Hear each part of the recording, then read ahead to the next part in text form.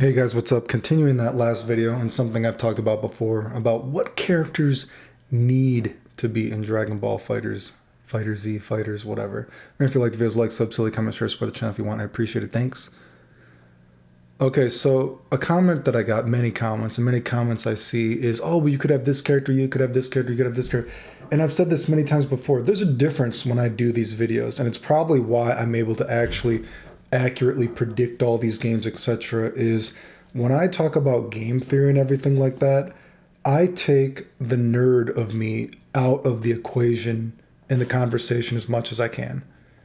Okay, a lot of times, most of the time, I'd say people, and especially even this character, what character should be in the game, they're letting the nerd part of them speak rather than the logical part of them speak. Okay, we're talking about having a intelligent conversation here about who would make the game better, right? So let's talk about one of the stipulations of this argument or rules or whatever you want to call it.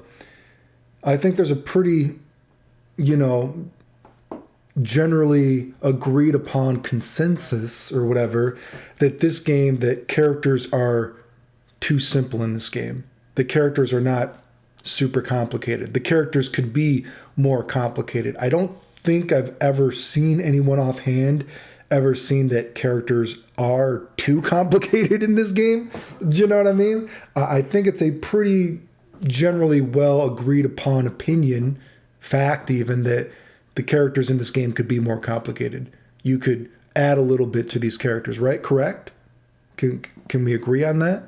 So we would think as the game progresses, and I've made many game theory videos about how I would progress the game, and I think you could, while progressing the game in a simple way, a simple yet understandable way. I've talked about how you could give characters certain moves, etc., not making things too complicated, but easily digestible, etc., right? So again, that's pretty much a fact, right?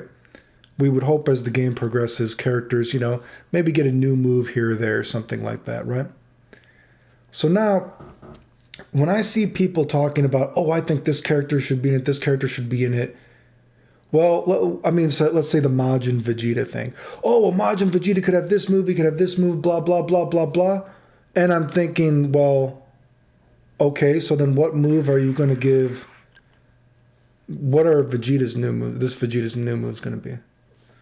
What is this Vegeta's new moves going to be in the game, right? Because the game is progressing as it goes on. So Majin Vegeta, if we give him these, he only has a few different moves that he even did in the first place that's different than Vegeta. Like seriously, he's only got like 3 different moves or something that's different, right? Why not just give these? Why not just make a Majin Vegeta DLC character skin, whatever, for $5? People would buy it. I've said before, I'd probably buy a Super Saiyan Vegeta. Give him the same goddamn fucking moves, but add in a DLC with his hair for a couple bucks. I'll buy it, right? Whatever, right?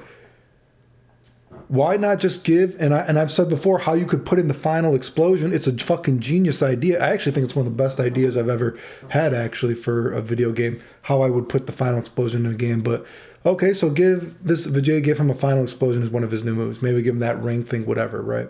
That little swipe thing could be part of the auto combo, medium auto combo I've talked about. You know what I mean? And he has a Majin Vegeta skin.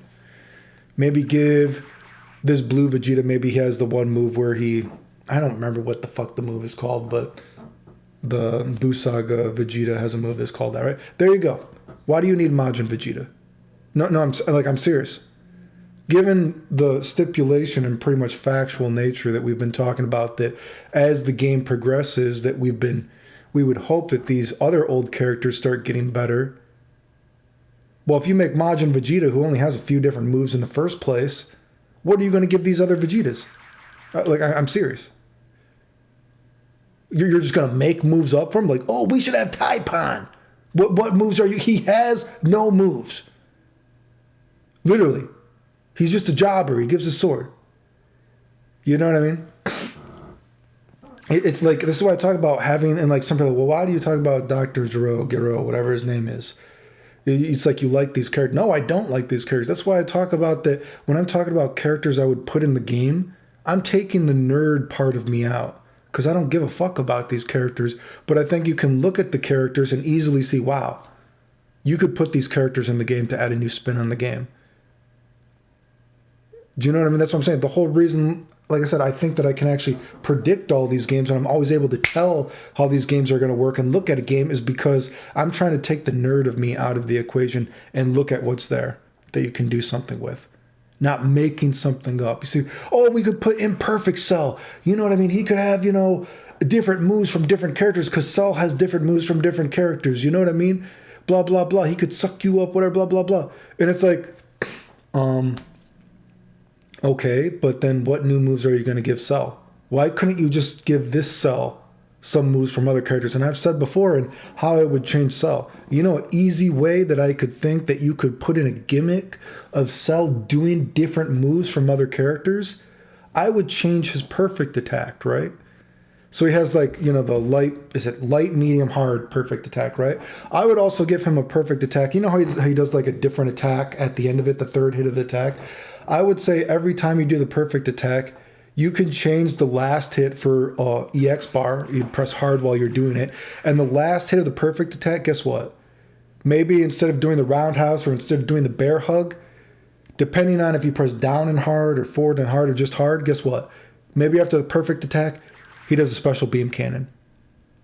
And it has some kind of property that the opponent can't reflect. Because, and like I said, you have to watch the videos where I talk about this. Cell has that perfect attack in the air where you can do cross-up stuff, air dash, kind of stuff like that. So the opponent already kind of wants to reflect out of it anyway, or they're going to be holding something. So maybe the special beam cannon, when you press the EX with this after the third hit, maybe that's unreflectable or it does a lot of block damage. So the opponent wants to reflect it because they don't want to take a lot of block. Whatever, put in some kind of mind game there.